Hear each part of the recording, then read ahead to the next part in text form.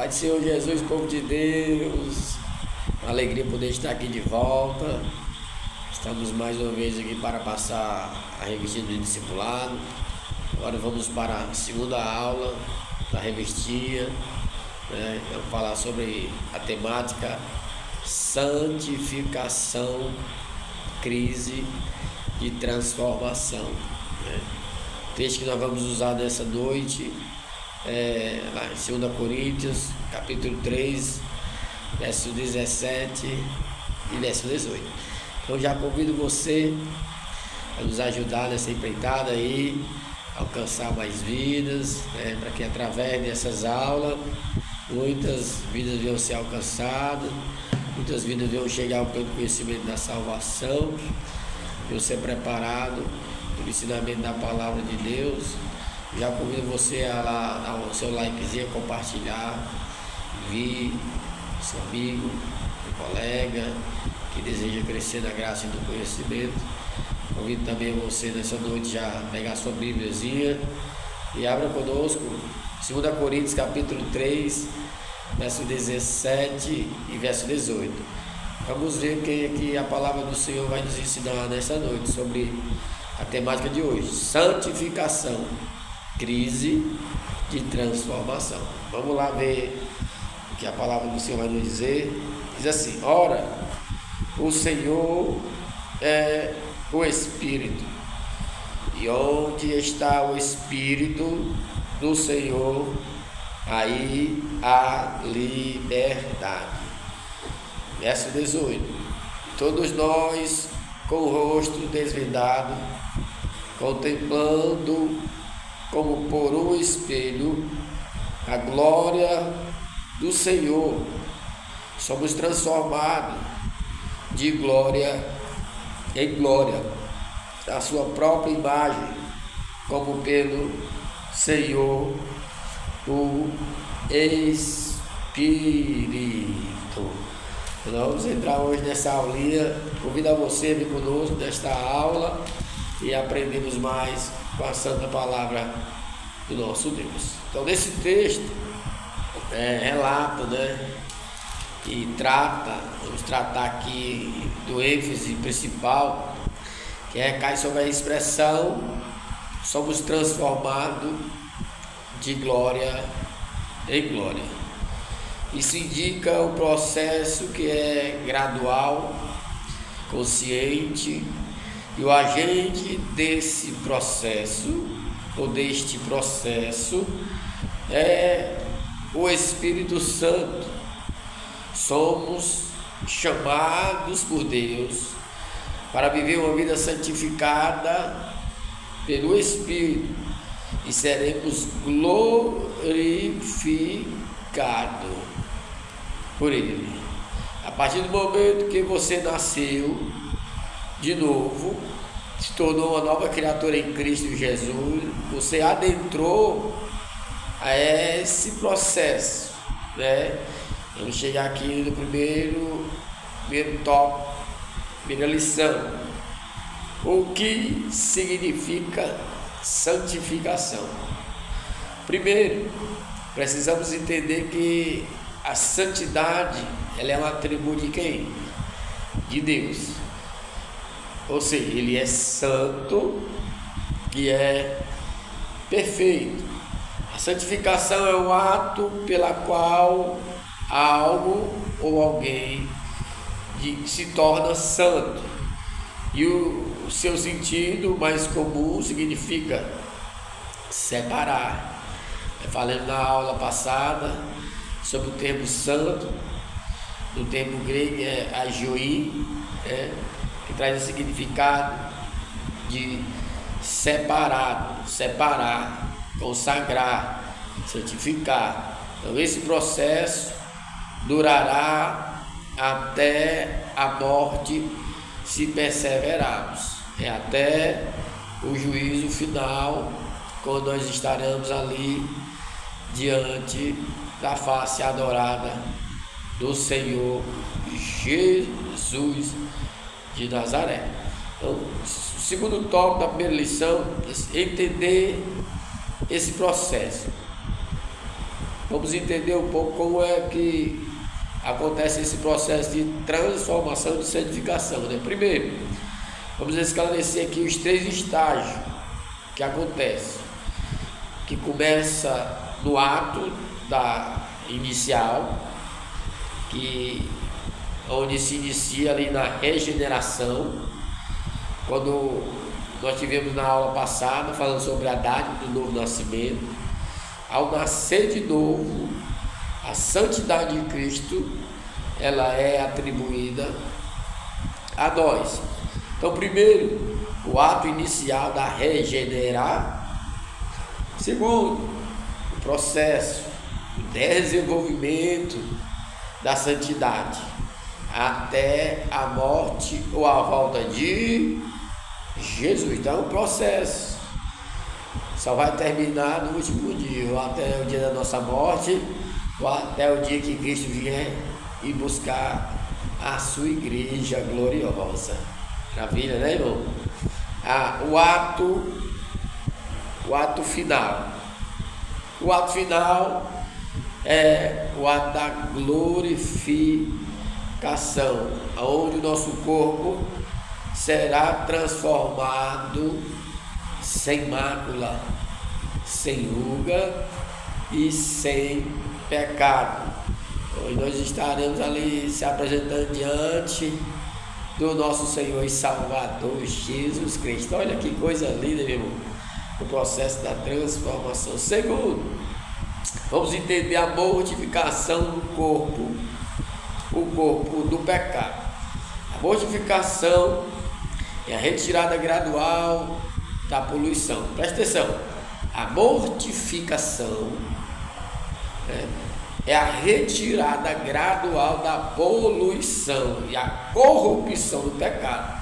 Ou seja, aquilo que lhe contaminava ou aquilo que lhe afastava de Deus, através da mortificação, aquilo que lhe poluía, que lhe contaminava, vai ser tirado, vai ser arrancado. E o que é? O pecado e a crucificação do velho homem, onde Paulo diz, Gálatas 20, eles não vivem mais eu, mas Cristo vive em mim. E a predominância do Espírito Santo em nossa vida, né? Gálatas 5, versos 25 e 24, versos 24, ele diz no capítulo 5 de Gálatas, e Colossenses 3, versos 5 e versos 6, né? Vamos, segunda lição, como eu posso me santificar, como ter uma vida santa, como ter uma vida santificada, como ter uma vida separada. Existem meios para santificação, mas é necessário ressaltar que o Espírito Santo espera de nós cooperação. Se você deseja ter uma vida santificada, uma vida santa diante do Senhor, ou seja, o desejo do Espírito Santo requer de você cooperação, ou seja, ajuda. Então ajude e o Senhor vai lhe ajudar nesta empreitada, e grande vai ser a obra, principalmente no sentido de não pôr obstáculo, ou seja, não coloque obstáculo para que essa santificação seja notória na sua vida. Não ocupe outros interesses na frente dos interesses de Deus, né? Porque se você colocar obstáculo, você vai impedir a atuação do Espírito Santo. Ou seja, isso é confirmado no verso número 7 do nosso texto que nós lemos. Vejamos, pela palavra, como vimos, um dos símbolos da palavra é a água, que indica a purificação. Ou seja, qual é o meio? Pela palavra. Nós temos uma vida santificada pela palavra. Como vimos, um dos símbolos da palavra, a água, que indica, o que a água indica? Purificação. Então essa palavra, Jesus disse lá em João 17, ele diz, santificai-vos na verdade. porque a tua palavra é a verdade. O salmista declara no Salmo 119, verso 11, diz que lâmpada para os nossos pés é a tua palavra e luz para o nosso caminho. Então os meios, né, de santificação é a palavra. Segundo, pela vigilância e oração. Ambas nos aproximam de Deus e nos afastam de quê? Do pecado, nos afasta do mundo, né? Mateus 26:41, o próprio Cristo vai dizer, e lá em 2 Crônicas 7:14, o próprio Deus vai dizer: se o meu povo que se chama pelo meu nome se humilhar, orar, buscar a minha face e se arrepender dos seus maus caminhos, eu ouvirei dos céus, perdoarei os vossos pecados, sararei a vossa terra e mudarei a vossa sorte. Uma vida de vigilância e uma vida de oração. Não basta só você viver uma vida de oração, tem que ter uma vida de vigilância, né? Tem que ter uma vida de vigilância, vigiar com as suas ações, vigiar com as suas atitudes, vigiar com o seu viver. Então vigie, ore, procure viver uma comunhão sincera, verdadeira, limpa diante de Deus. Através da sua vida, grandes coisas o Senhor possa fazer. Outro meio para que você venha ter uma vida santificada é pelo meio do jejum, né? O jejum é a abstenção de alimento pela mortificação da carne. A importância do jejum é muito importante, meu, porque você mortifica ali a sua carne. Então o significado real não é matar a carne, mas controlar ela. Através do jejum você vai controlar a sua carne e vai intensificar o Espírito Santo de Deus que há em você. Então a carne não vai mais prevalecer. Quem vai prevalecer é o Espírito Santo. A importância do jejum para isso, né? Pela outro meio de santificação é pela confissão e o arrependimento. O Senhor nos santifica quando nós confessamos a Ele os nossos pecados, né? Traz uma vida santificada, né? Que Ele disse lá em 1 João capítulo 1, verso 1, 8 e 9, né? Se confessarem os vossos pecados perante o Senhor, Ele é fiel e justo em perdoar e os santificar, justificar de todo o mal, né? O salmista Davi, quando relata lá no Salmo 51, ele vai dizer que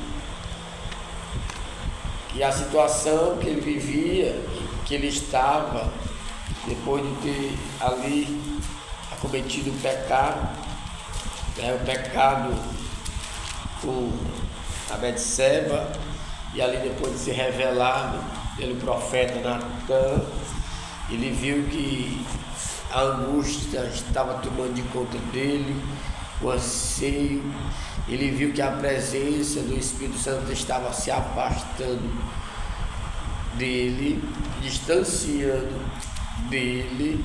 Ele declara uma coisa muito linda e diz no verso de número 1, diz: compadece de mim, ó Deus, segundo a tua benignidade e segundo a multidão das tuas misericórdias, apaga as minhas transgressões, lava-me completamente da minha iniquidade e purifica-me do meu pecado, pois eu conheço as minhas transgressões e o meu pecado está sempre diante de mim. Pequei contra ti somente, e fiz o que é mal perante os teus olhos, de maneira que serás tido por justo no teu falar e puro no teu julgar. Eu nasci de iniquidade, e pecado concebeu minha mãe. Eis que te compraze na verdade, no íntimo e no recôndito, e me fazes conhecer a sabedoria. Verso número 7 vai dizer: cria em mim, ó Deus, um coração puro, e renova dentro de mim o espírito inabalável, e não me expulse da tua presença, nem me retire o teu Santo Espírito. A confissão, irmão, o arrependimento, do termo grego, significa metanoia, é um arrependimento sincero, onde você declara, que vai abandonar o pecado que você cometeu e você não vai mais retornar a fazer. Então, metanoia é uma transformação que acontece no íntimo, no interior, na mente, é uma nova transformação de mente. E é isso que tem que acontecer na vida do cristão. Nós temos que reconhecer as nossas falhas, temos que reconhecer nossos pecados, pedir perdão ao nosso Deus. Ele nos perdoará e nos santificará de todo mal. E como Paulo disse em Romanos 8:1, nenhuma condenação há para aqueles que estão em Cristo Jesus. Terceira lição: crise e transformação. Crise. Então, quando se fala já de crise, se fala já de confusão. Então nós já vemos aí o retrato falado de uma crise de transformação.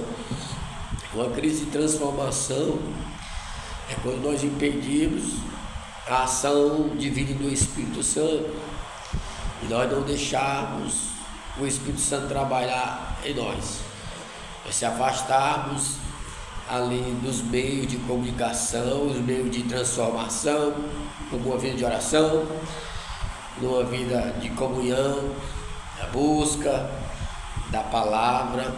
E se nós quisermos ser transformados pela renovação do novo entendimento, para que cada vez nós experimentemos a boa, a perfeita e a agradável vontade de Deus, nós precisamos deixar com que a ação do Espírito Santo seja notória na nossa vida.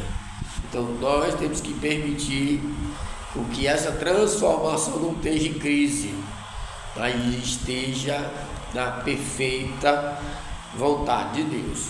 Mas vamos entrar aqui um pouco falando sobre vícios de transformação. Os vícios de transformação acontecem muito em muitas vidas. Os vícios e hábitos nem sempre desaparecerão de imediato. Isso pode ser motivo de preocupação. Existe pessoa que afirma que não está preparada. Na verdade, ninguém está. É o que hoje nós vimos muito, pois diz: não estou preparado. Mas nunca nós vamos estar preparados, porque é Ele que nos prepara, é Ele que nos capacita. Ninguém está. Por isso, Jesus veio fazer o quê? Veio nos libertar. Não é nós mesmos que libertamos ou que transformamos, mas Cristo Jesus, Vamos ver o que aqui João vai dizer, que Jesus relata lá em João 8, verso de número 36. João 8, verso de número 36. Ele diz: se pois o Filho vos libertar, verdadeiramente sereis livres. Verdadeiramente sereis livres. Então outros conseguem com mais facilidade na aceitação a Cristo, pois permitem-se impor obstáculo à obra da santificação, mas outros não. É preciso perseverança. Um exemplo disso é o apóstolo Pedro. Se você realmente nasceu de novo, não desista, persevere. Sei que não é fácil, mas com Jesus o negócio vai ser concluído. Permite que Jesus continue a transformação das nossas vidas. Não deixe crise afetar as vossas transformações. Permite ser moldado por Deus, o caráter, o viver, o andar, o falar e tudo. Procure ter uma vida de oração, procure ter uma vida de busca, de comunhão, procure ter uma vida de jejum. Reconheçam sempre os vossos erros, escondam, relatem, falem para Cristo, presente diante dele, e ele vos perdoará de todo mal. Terceira lição, primeiro tópico, o objetivo dessa transformação. Qual é o objetivo da transformação? O objetivo da transformação. Por que Cristo quer nos transformar? Verso número 18, ele diz assim: existem duas expressões em nosso texto que relata o objetivo. Primeiro, refletindo como um espelho a glória do Senhor. Segundo, transformando na mesma imagem. Ou seja, as duas transmitem uma só ideia: ser transformado à semelhança de Cristo e refletir a sua glória. Refletir a sua glória. Olha o que Paulo vai dizer lá em Romanos 8, 29. Qual é o intuito da transformação? Romanos 8, 29. Qual é o intuito dessa transformação? Vai dizer por que essa transformação tem que acontecer. Qual é o intuito? Diz: porquanto aos que de antemão conheceu, também os predestinou para serem conforme a imagem de seu Filho, a fim de que ele seja o primogênito entre muitos irmãos. Olha que maravilha, irmão. Esse é o processo da santificação. Então, o processo da transformação, a conclusão é que nós devemos refletir a imagem do Senhor Jesus, e que nós, como um espelho, devemos passar essa imagem através das nossas vidas, não pelo nosso falar, não pelo que nós dissemos, mas pelo nosso viver, pelo nosso andar, pelo nosso caminhar, pelas nossas atitudes, pelo nosso viver diário. Procure viver uma vida santa, viu? Que Deus nos abençoe neste dia e para todos sempre. Deus abençoe, meus amados irmãos. Chegando aqui ao fim desta segunda aula, vou falar do processo da transformação, né? E as crises que nós enfrentamos.